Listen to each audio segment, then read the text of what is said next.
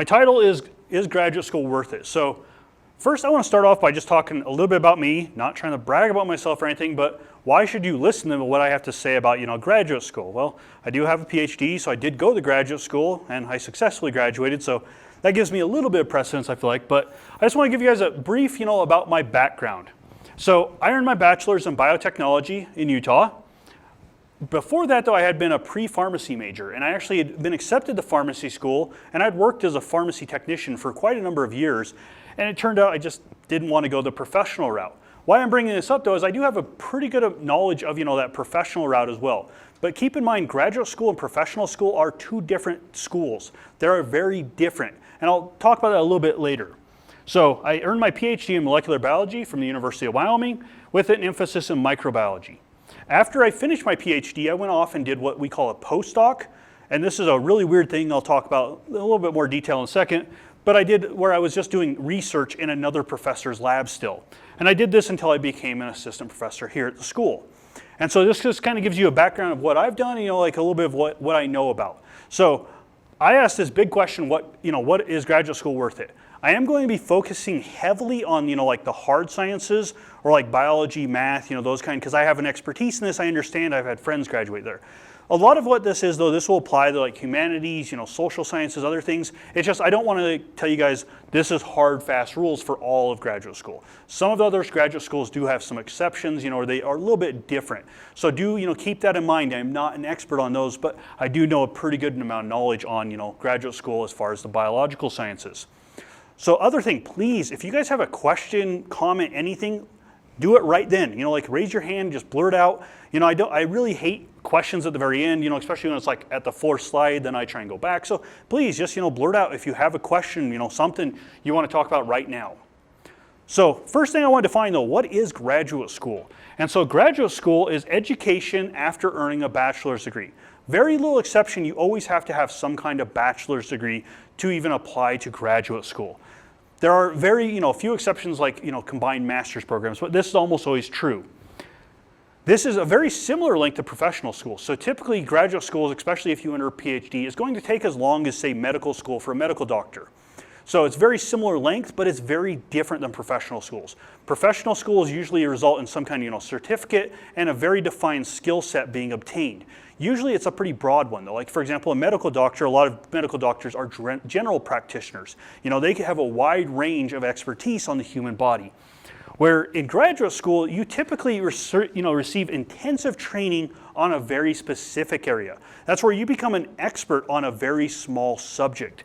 And so this is what graduate school is don't think about it just simply as, going through more schooling like a bachelor's though. There's actually a lot of differences. And so how graduate school differs from undergraduate. So a big thing is you take classes specific to your degree. So all of you guys are taking classes that probably are not apparently, important for your degree, but, they're important for being well-rounded. In graduate school, though, you almost rarely take any kind of general ed. Let's say if you're getting your PhD in microbiology, you're going to be taking microbiology courses. You might take like a statistics course, but it'll have some kind of relationship on understanding microbiology better. So you're going to take very specific courses related to your major.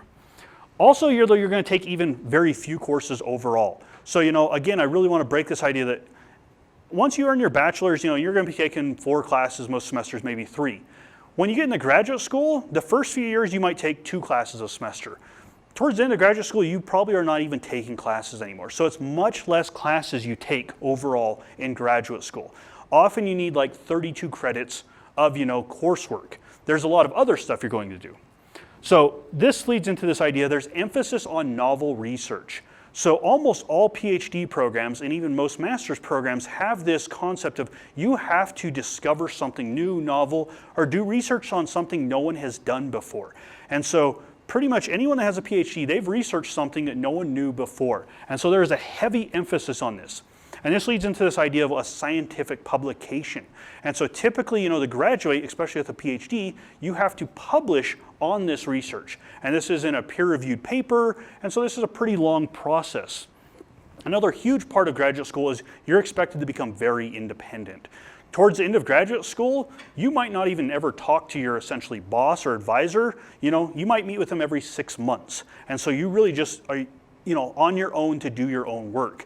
And so this is, a lot of people like this. And so I have a lot of these PhD comics through my talk. If you want to read some funny comics, they're pretty funny because they really talk about graduate school well. But typically graduate students, they kind of become this elitist, where they think they're better than undergraduates. I don't understand this concept at all. But there is a clear difference. So I really want you guys to think, it's like, because I know some people, they get done with 4 years of school and it's like, do I want to do that again? Well, graduate school is not simply doing your bachelor's again. It is very different. Very specific courses, a lot more independence, a lot of other things like doing research. And so let's talk about what is a graduate student's day like, and this is very different than a typical undergraduate. And so typically your first year of graduate school is by far the roughest. This is usually where people, fail out. And I will be very honest with you, graduate school does have a pretty high turnover rate. So where it's estimated, it depends on the program or where at, but it is estimated about 40% of people do not complete the program. So it does have a pretty high drop rate.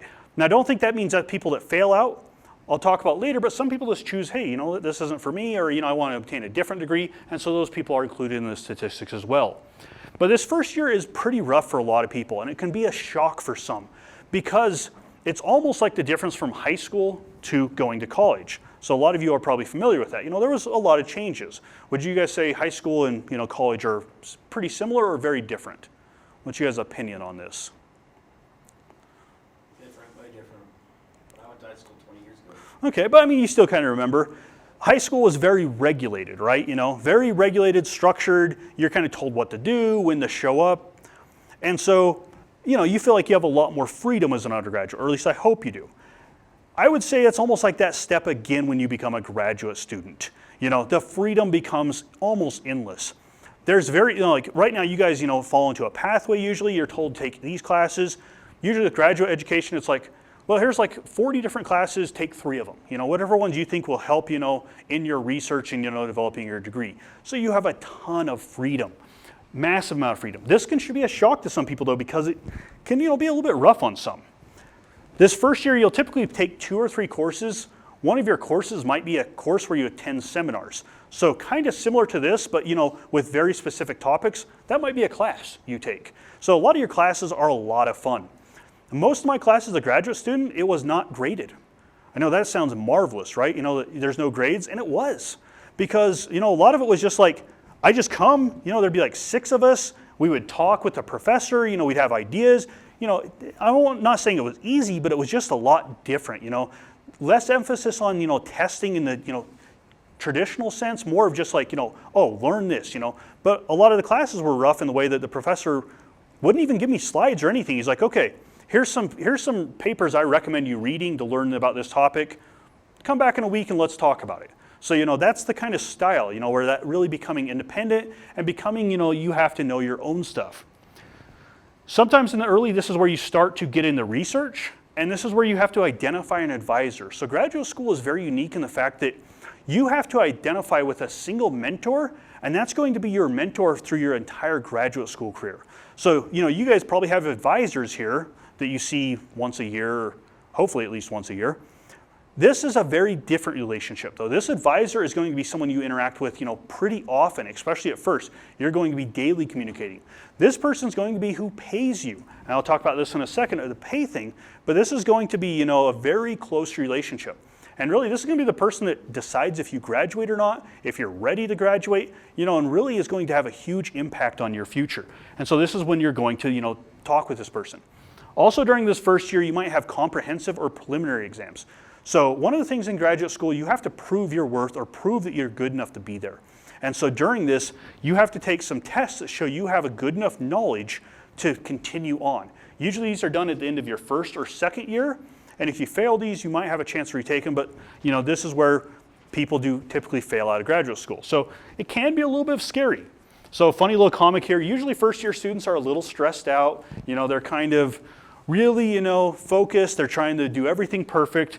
And then there's a really good dichotomy as you see later year students, professors, the people become more relaxed as they figure it out. So the first year is the roughest, but once you start to figure it out, it is much easier after that. So this typical day of the graduate student. And so typically, what you'll do is start out by going to your class. You might have, like I said, 1 or 2 classes, and you might go to the class. Often as a graduate student, you're required to be a teaching assistant. So that means you have to pair with a professor, and you're often in charge of helping grade, but usually it's even more than that. You might lead class lectures occasionally, or you might lead class study sections, or have your own office hours where students will come to you and get help. So the teaching assistant is, kind of like if you've had any experience here, helping a professor. It's like that, but a lot more. And so if you are a teaching assistant, you also will attend that class as well. When you're not in classes, though, you're going to be working in the lab. So again, this is for biological sciences, humanities. You might be going to the library, other places, but during that time, you're going to be working in the lab. You are going to work weekends as a graduate student. It might not be 8 hours, but you are going to work Saturdays and Sundays pretty often. So keep that in mind. It is a full-time gig. And so this gets into this other idea that people don't realize about this. Most graduate programs, especially at the PhD level, they actually pay you. So you get paid to go to school. I know that sounds pretty awesome, but trust me, you earn that money. But most programs you do get paid. So it's not like something you have to have a job on top of it while you're going to graduate school. And so I'll talk more about pay in a little bit. Other thing is you're going to be attending seminars. So kind of like this, but they're probably going to be much more specialized on your interest field. So like many schools will, say you're in a microbiology program, they're going to have famous microbiologists come to the campus, give a seminar about their research, and you're going to go to this. You'll also have the chance to go lunch with these speakers, and this will be a huge place where you get free food. That is a staple of being a graduate student, is obtaining as much free food as you can. So I really like this image though. This is, once you've perfected the first year of your graduate school, this work-life balance, like everything is balancing your time. Once you get that down, graduate school becomes very, very enjoyable.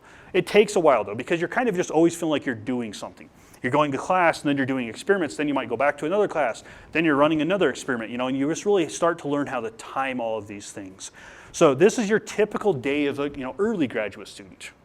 Later years, I don't know why I use this one, but it's terrible. Publishing is very important. It becomes a scary thing for later years. But typically, later years are freaking awesome as a graduate student. I still look upon these fondly. My later years as a graduate student would be, I wake up whenever I feel like it, and then I go to the lab. No set schedule whatsoever. There'd be days, I stayed up way too late that night, and so I wake up at 11, and that's when I go to the lab. Typically, these later years, you don't teach courses, or you don't take classes. You might be helping teach, or you might be the instructor for courses, so you are required to go to those. But otherwise, you're really just going to be doing your research now. You're going to be heavily doing research, but don't think this is going to be easy. This is like a 40-hour-a-week job or more. You are going to be in the lab a ton of time, but it's hopefully something you like, and so it's not too much job-like. In the later years, this is where you're going to be really focusing on this idea of publishing. And so getting a publication is essential. Many programs require this to graduate, that you have to publish your research, or at least you have to almost always write a dissertation or a thesis. And so a dissertation or a thesis is typically, depending on your program, they're that 50 to 300 pages, huge book essentially you're going to write based upon all of your research. You have a lot of time to do this though, so don't make that something daunting, if like, oh, I don't want to have to write a book. It's really not that hard. I actually didn't mind writing my dissertation because I wrote it over like a year. And it was just like writing down what I had done for the past 5 years or so. So it wasn't too bad. A lot of people get daunted by this idea you have to write a 300-page paper. Well, you have 5 years to write it, so it's not that hard really. So typical day of your later graduate student is you do start to let everything decline because you just kind of do whatever, like wearing the same clothes, that kind of stuff. Graduate students become pretty grungy. So you go to lab and you possibly attend seminars. That's really what you're going to be doing as a later year student. So I want to talk a little bit about the skills you gain in graduate school. So everyone just thinks, if you go to graduate school, you just become a big brain and that's what you're really about. And of course, you do become an expert in a subject. I am an expert, in my subject, but I have much more than that. A big thing is you get some unparalleled critical thinking and problem solving skills. Much of science or just graduate school is figuring out how things, are done. And so you gain an immense amount of ability to just do novel research or just figure out how to do something. And so this is really stressed. We stress this undergraduate, we want to teach critical thinking, but here this is really tried and tested. This thing I always like to point out to people though, don't think, graduate school is just nerds that don't like to talk. A lot of people, that's how they go into graduate school. And honestly, when I first went into graduate school, I sucked at public speaking and I was terrified of talking in front of people. In graduate school, you are going to give tons of talks. You are going to give talks every few months. And so public speaking is going to become a skill you're going to develop. So I strongly always tell people, if you have a total fear of public speaking and an unwillingness completely to ever, develop this skill, a PhD might not be for you because you have to communicate with people. And so this is going to be a major skill that, PhD scientists or people who obtain PhDs have, is this ability, to do public speaking. So the big question, is it worth it? Is it worth PhD worth it? I've given you guys an idea of what graduate school is it worth it? This is a question I can't answer for you guys because it matters. What are your goals? You have to look at what are your life goals. Do you want to earn a bunch of money? Do you want to, have a job that fulfills you and makes you happy? So, that's something you have to, think about when you're thinking if you want to go to graduate school. And so, how do you guys think, professor salaries compare with medical doctor salaries? Yeah, that's pretty spot on. There is a very big income discrepancy between the two. Professors typically make much less than medical doctors. We do, a PhD professor typically goes to school nearly as long as that. So, that's something you might want to consider. If money is a huge concern and you just want to make a ton of money, maybe not. But even a medical doctor, really for all that school, there are jobs that pay better. So, I don't know, if that's always something you might want to consider. College maybe isn't even always what pays better, like just make your own business, do something entrepreneurial like that. So a lot of, graduate school comes in this happiness factor or, having satisfaction with your job. And so I want to talk about a few jobs in biology and give you guys some rough, incomes here. And so typical jobs you get with a biology PhD. This first one is this thing I've talked about a bit, is a postdoc. So after you graduate, you get your PhD, they start calling you doctor. Usually you don't go straight to a professor job. Sometimes you can go straight to teaching at community colleges, but as a research professor, at a big research institute, you're probably not going to get a job right away. Instead, you have to do what's called a postdoc, where you're going to go do research that's different than the research you did as a graduate student to build up a bigger skill set. And so this is a job that many people have to do. Sometimes you have to do a postdoc for 4 to 5 years before you can become a research professor. This doesn't pay very well when you consider the individual has a PhD. The average salary for a postdoc is $45,000 a year. So it's not great, but that's still a livable income for most people.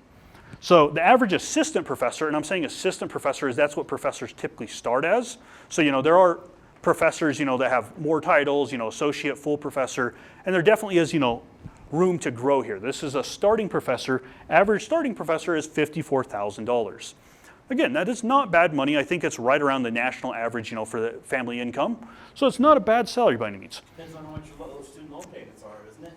Well, I'm going to talk about that in a second. So, because terrible money if your student loan payment's $1,500 a month. Well, but there's a lot of earned pay, and that's nice about professor jobs we'll talk about is you can actually get your student loans forgiven a lot of times if you're a professor. So a lot of benefits, and you probably don't have to go too far into debt. So average research scientists also, now we got a little bump in the money, right? This is, again, a starting position. So this is like, fresh PhD, if you got a research scientist job, is $67,000. So you're starting to see there's a little bit more money.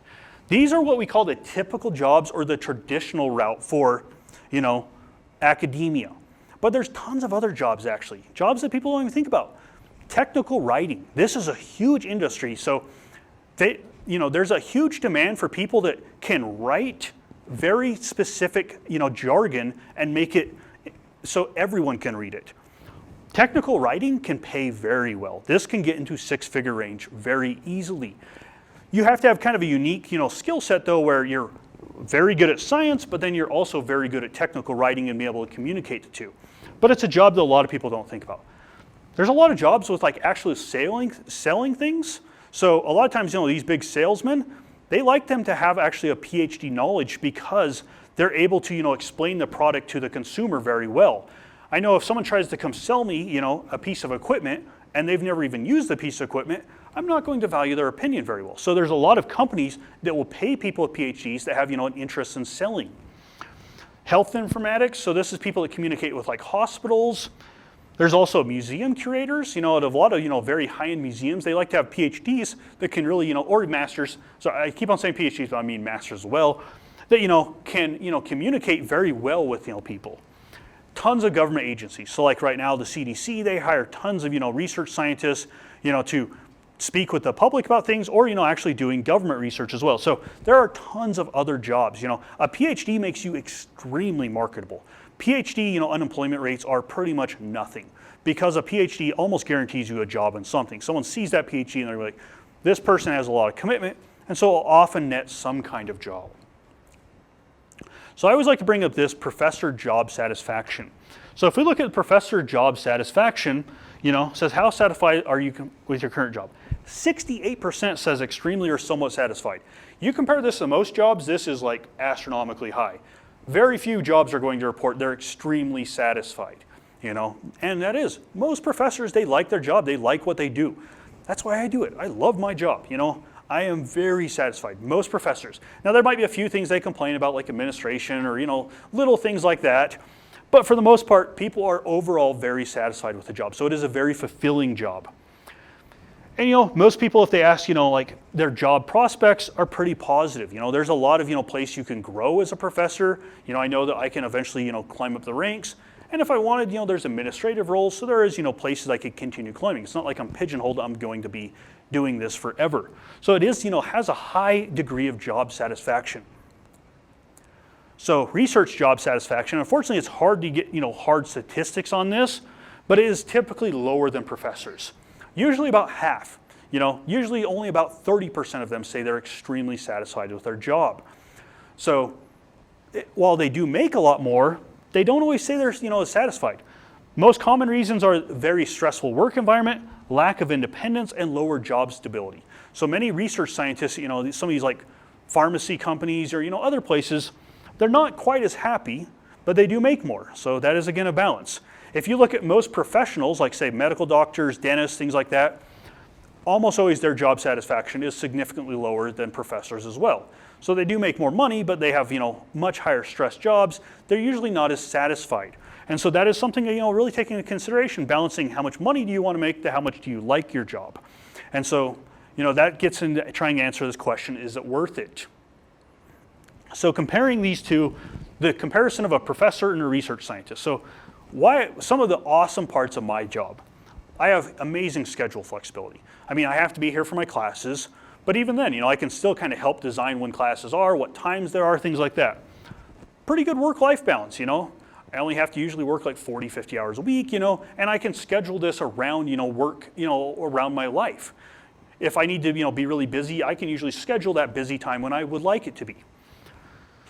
There's also much more possible jobs, for being a professor. There's community colleges all over the place. There's colleges everywhere.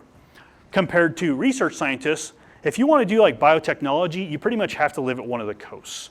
You have to live like on San Francisco or like in the Boston area. There's a little bit in Denver and Salt Lake, but for the most part, there's less locations because biotechnology, requires much more specialized equipment, and they're usually, isolated in certain areas. Like I think there's technically 2 biotechnology companies in Wyoming, where there's quite a few community colleges and universities.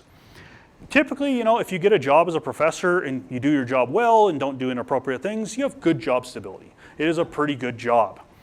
So research scientists pay higher pay. So you saw there the average research scientists, they move into 6 figures very quickly. If you're very good at your job, especially if you move into administrators. I have a friend that graduated 2 years before me, and he makes $250,000 now. He does live in San Francisco, so you have to budget that a little bit, but I mean, he's making a very good living. So, a PhD can earn you good money. I don't know if he likes his job, but he does earn a bunch of money. Another thing, though, is a lot of people do really like research, and research scientists, they typically have the best technology. Because they work at these companies that are billion-dollar companies, they get whatever they want. They have amazing equipment. They typically, can get funding easier because all they have to say is, oh, if I build this, we can sell it. And then the company usually is a little bit more on board where, say I want to do research, I have to, write a grant to the US government, and it's very competitive and a little bit difficult to get. The other nice thing about research scientists is they typically have very little non-job related duties. So professors, we have, service requirements where we have to do some things that some professors don't enjoy, where they have to go out into the community and, give back. Some professors don't like that. So that's a hard thing to say, you know, I don't, because I like doing that, but some professors, they want to be just doing teaching. So this is just trying to, you know, illustrate the differences between the two. So okay, now I don't know if I've swayed your mind if you're interested or not, you know, so again, decision you have to make. So the second part of my talk though is I want to give you guys some tips, tricks, and just how you get into graduate school applying for graduate school. If you're not interested in graduate school, and I'd assume the majority aren't, you're going to be probably interested in maybe applying to, you know, some kind of pre-professional program or a professional program though. Most of these tips I'm going to give you right now are going to, you know, help in that. And so why I feel like I'm kind of, you know, why I can tell you guys about this is I worked in Colorado at the medical school there, and I was on boards for both, you know, people being admitted to the PhD program for the microbiology, but I also was part of, you know, for pharmacy and for medical doctors. And so I have actually reviewed applications, and I've sat in rooms, you know, with like 20 other people, and we sit there and talk about people's applications. And so I'm hoping I can give you guys some good feedback on what to do better during these applications. Because you probably are going to be surprised why so many of these applications actually don't, you know, why they fail. And so this path to graduate school, or, you know, you could replace this with professional school. For graduate school, it always requires a bachelor's degree in a related field. For professional school, not always. Many programs require specific courses, so start thinking about it now. Like if you're kind of interested in graduate school, you should start looking at it now, or especially when you're like in your third or fourth year, to make sure you obtain the right classes. Nothing's worse than someone applies and they look like they're a good candidate, and then they're missing organic chemistry too. And you know, that's a requirement for getting in that program. So really make sure you fulfill the program requirements. Really important for medical schools or pharmacy schools as well. Pharmacy schools, they're all over the place. Some of them require organic chemistry too, some don't. So make sure you know, because that's going to be an automatic disqualification. They don't care if you have a 4.0, you know, if you feed homeless puppies, you know, whatever you do, if you don't meet the program requirements, you're not going to get in. So, you know, really make sure, you know, you have a clear path. And as you guys advance up, you know, here we're really good about, you know, advising things like that. Once you get to a bigger school, that's going to happen less and less. You know, so this is on you. Most programs require a minimum of a 3.0 GPA.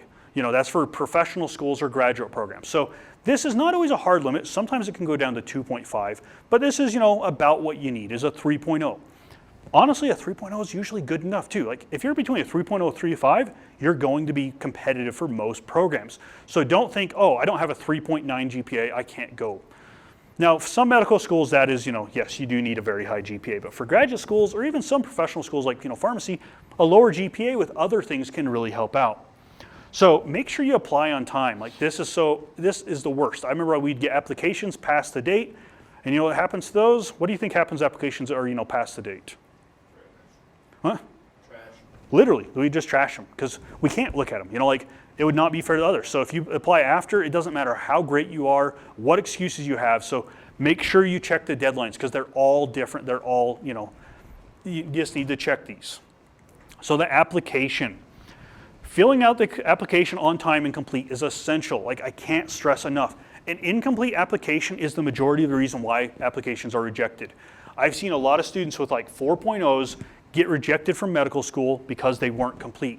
And it's like silly things, you know, that they didn't complete, you know, like they did not complete about, you know, like their background. Like there might be a paragraph where you just have to write where you grew up. They didn't put it in there, and so the application is incomplete, so we cannot accept it.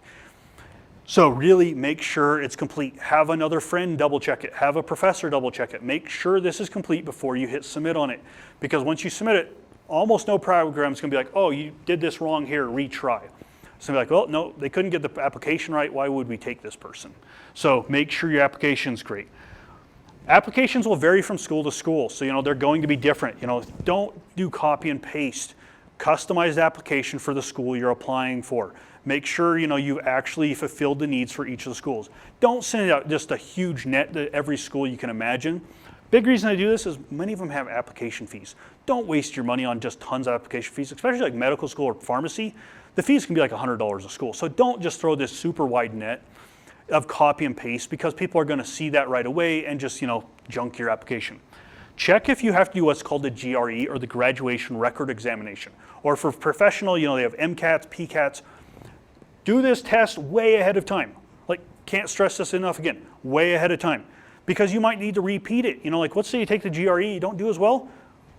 I would always schedule it so you have another chance to take it. And make sure it's early enough that you can submit those records to them. So often you have to have the GRE, send the test report to that school. If it's late, again, application's incomplete. Some have certain subject tests. So for example, when I applied to a biochemistry program, I had to take the biochemistry subject test. Make sure you take these to have a filled program.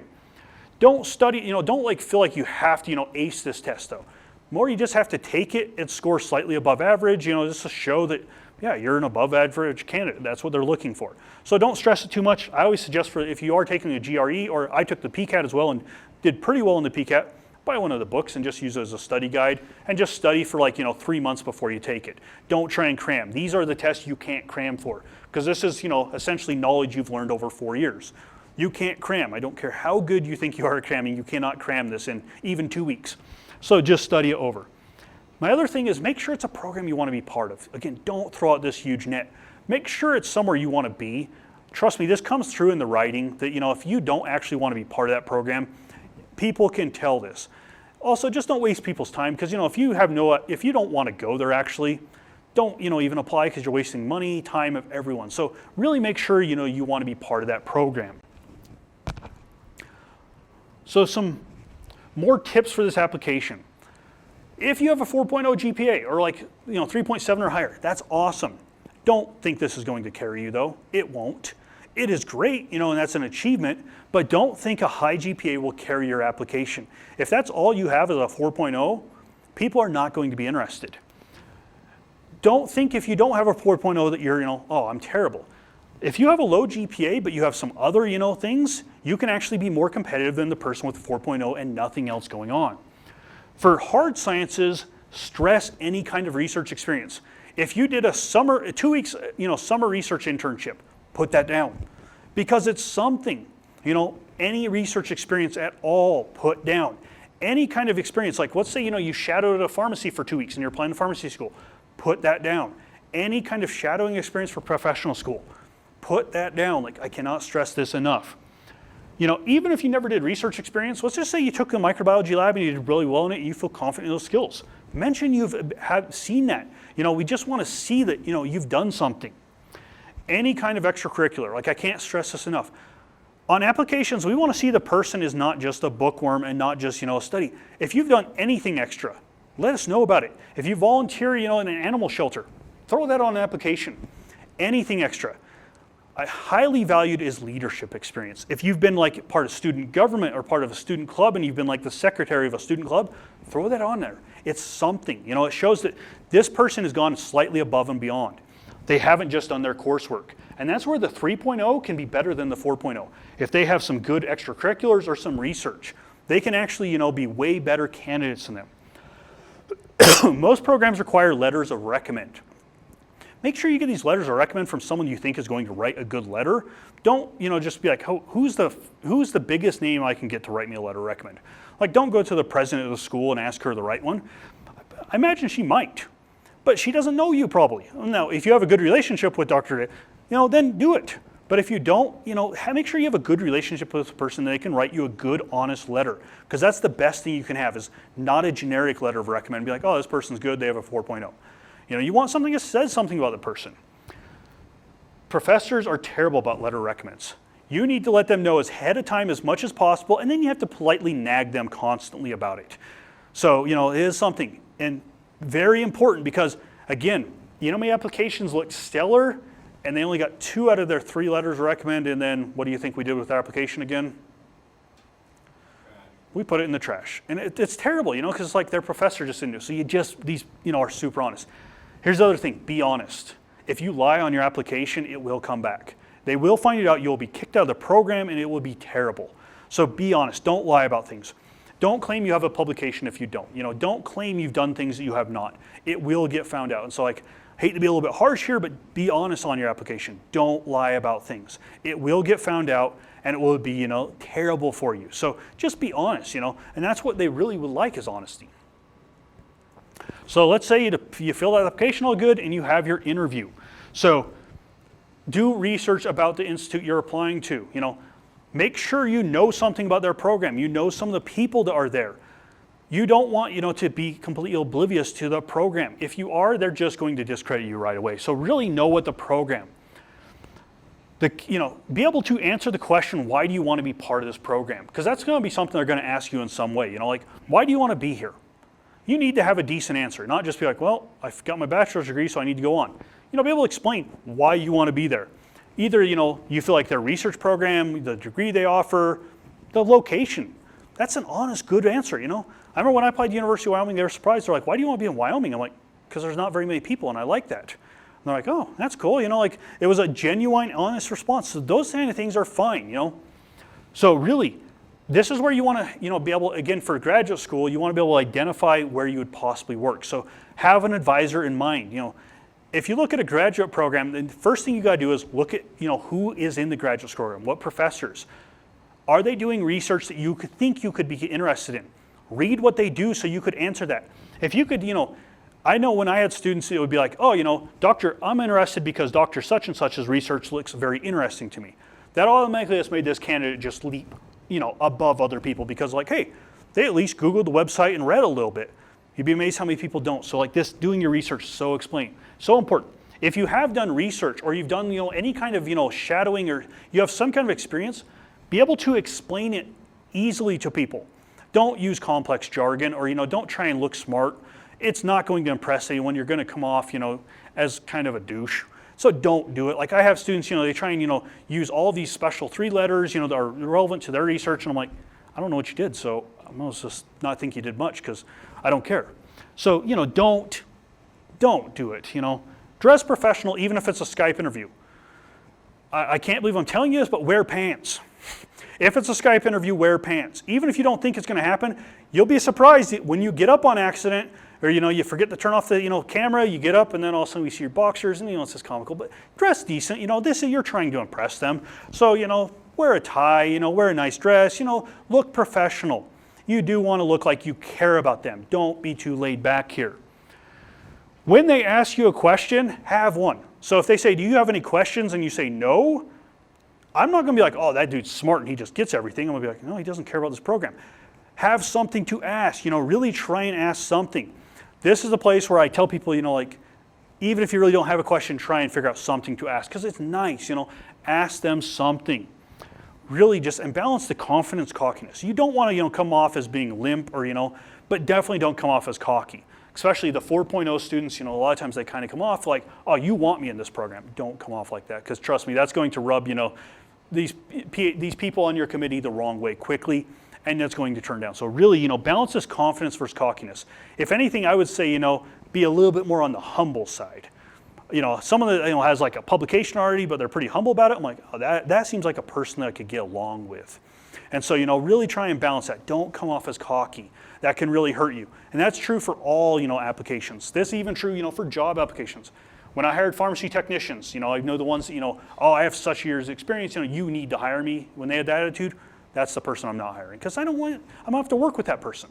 And that's the same thing here. They're going to have to deal with you. They don't want to deal with someone that's not fun to be around. So often, let's say you got through that and you're going to come to the visit. The visit can be part of the interview, so it depends on the school. Sometimes they have you come to the campus, you interview and do that. Sometimes though the visit is a recruitment. They've offered you a position, but they want you to come look at the school. And so this is really important. Again, don't act cocky though. If you've been offered a position, don't act like it's final. Don't come there and be rude to people or condescending. I've seen people have their offers rescinded because they came to the visit and they just were so rude or it was just so obvious we didn't want that person in the program. So don't think on this visit that you're assuring, still be polite, be respectful. Dress professional, / casual here.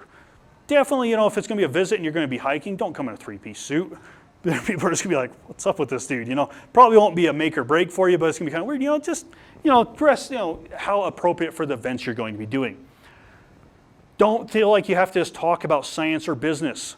Like, be a person here. This visit is primarily to see, is this person going to be a good fit? Because you're going to be part of this program. You're going to potentially be have that advisor for 5 years or so. They want to make sure it's someone you're not going to hate being around for the next 5 years. So here we're trying to make sure you're a good fit for the program. You're sociable, that you can get along with others. Because trust me, as a research scientist, you are not going to simply go off in the corner and do your own research. You're going to work with other people. And if it's apparent you can't do that, that's where, offers can get rescinded. So we want to see you're sociable. And so be open to talk about non-science. You're not going to impress everyone by talking about science all the time. A lot of times at these visits at the dinners, it's actually like, let's just talk about fun stuff. Let's not talk about science all the time. You do science, 8 to 10 hours a day. You're always doing it. So sometimes it's nice to talk about other things. So keep that in mind when you're at the visit. So options for graduate school. So really identify a location you're going to be happy with. This is also for professional schools. You're going to live there for, say it's a master's 3 years or maybe, up to, 8 years. Do you actually want to live there? So let's say you love being outdoors and you like it warm. Don't apply to the University of Wisconsin. You're not going to have as much fun probably there. Make sure that you would actually want to live there. If you hate the big city, probably don't apply to New York. Keep that in mind. The location is important. I am so happy on my decision to University of Wyoming because I liked outdoors. I like not being so much people. It's a great place. So keep that in mind. Your location is important. You're going to be living there for quite a while. You don't want to be unhappy. Find at least one professor or one person you can identify with and possibly want to do research with. Really, and feel free to contact them before you apply. See if they're looking for students. See if they're interested in students. So totally fine to do. And then again, if you're interested in doing a PhD outside of the United States, and this is possible, just make sure you do a lot of research on this idea because there's a lot of restrictions or requirements that could be important here. So make sure you look at this. So I just briefly want to talk about master's, PhD. So typically the big difference between a master's and a PhD is the length. So with a master's, you can average is 3 years compared to a PhD is 7 years. These are again averages, so they're not always completely strict. But a master's is typically less time involved. You might not do quite as much research. You don't have to earn a master's to get a PhD. So don't think, oh, I want a PhD, I have to get a master's. It can help though. If you get a master's, typically your PhD will, you'll get it faster. So, there is a little bit of dichotomy there, it's balancing out. If you're really sure you want to be a research professor, go for a PhD. If you're not so sure, a master's degree is also very good, and you can teach with a master's degree at community college. Most of the professors around here have master's degrees, and you wouldn't be able to be like, oh, I know that one has a PhD, one has a master's. All great professors. So, don't think, a PhD automatically makes someone better. So funding your graduate degree. So you brought up this idea of, student loans. Most graduate programs in the hard sciences, you don't pay a cent for your PhD. They actually pay for your tuition. On top of that, you receive a stipend while you're going to school. Typically, stipends are around $25,000 to $35,000 a year. So, it is a decent living for a graduate student, something to keep in mind. You are going to be paid to go to college. Your tuition will be covered, and so usually you don't have to accumulate very many student loans as a graduate student. Master's programs can be funded, but it is less common, and typically the stipend is a lower amount. So just keep that in mind when you're applying. But for the hard sciences with a PhD, if they're not going to pay for your program, don't go. For a master's, look into it, but they really should be paying. You might have to be a teacher's assistant every semester or something like that to pay for it, but they should still typically pay for it. This is one of the places where it's not true for, outside of them. Unfortunately, some of the social sciences or other arts, sometimes you do have to pay for your PhD even. So this is one I only know about, for hard sciences. Others, you might have to still pay for the degree. So finding your mentor. So just want to briefly talk about, really, consider this like dating or, a marriage. This is going to be a person you're going to spend the next possibly 5 or 7 years with. You want to make sure it's someone you can get along with. If, right during the interview, you can be like, man, that guy rubs me the wrong way. That is not going to be good. It's not going to get better over time. It's not going to be like, oh, he's abrasive, but over time it will probably get better. No, it will probably get worse. I got so lucky. My, advisor up at, UW is freaking amazing guy, and I was super happy, because we would have conversations all the time. I go up there all the time to do research with him still. So that's what you're looking for. Make sure it's someone you can get along with. You want to have a genuine interest in their research, but it doesn't have to be like, oh, his research is the coolest thing ever. Honestly, it's like, oh, I could see myself doing that, and this is a stepping stone when I want to go off and do my own kind of research. So don't think you have to be like, gung-ho, their research is the coolest thing ever. Just have, a genuine interest. Like if, they study bees and you think bees are a stupid insect and you just hate them and want them eradicated, probably not going to do well in that lab. But, if it's like, oh, bees are all right, I like insects, then you might be able to. So another thing is ensure they have money to carry out research. So professors typically have to fund their own labs. make sure the lab has money, so he can support you. Check their track record. See what have their graduate students done, where have they gone off. This is where you want to make it really clear on, like what kind of career path. Some professors want their students to go off and become professors. They don't want them to go that technical writing or become, a biotechnology salesman. So, make sure you find that out before you join their lab and before you're 4 years in, and all of a sudden your professor's gonna be like, I'm not giving you a letter recommend to do that. You're supposed to do this job. So, find that out way beforehand. So just ensure your career goals, align with our philosophies. So a little bit of my tips if you do get into graduate school, try and remember this back, is, if you're ever doing catch up in graduate school, you're just dead in the water. Like you can't get behind in graduate school. I know undergraduate, sometimes you can, but don't get behind. Ask tons of questions. There's, that whole, there's no such thing as a stupid question. It really is even more true in graduate school. No one's going to care if you ask something, it'd be better, so you understand it. People will be happy to explain something 3 or 4 times. My biggest tip, and this is for professional school, anything, is always try and give yourself a day or a half day where you just do whatever you want. Binge Netflix, just do whatever, go out for a hike. Give yourself a little bit of downtime, you need something to let yourself relax.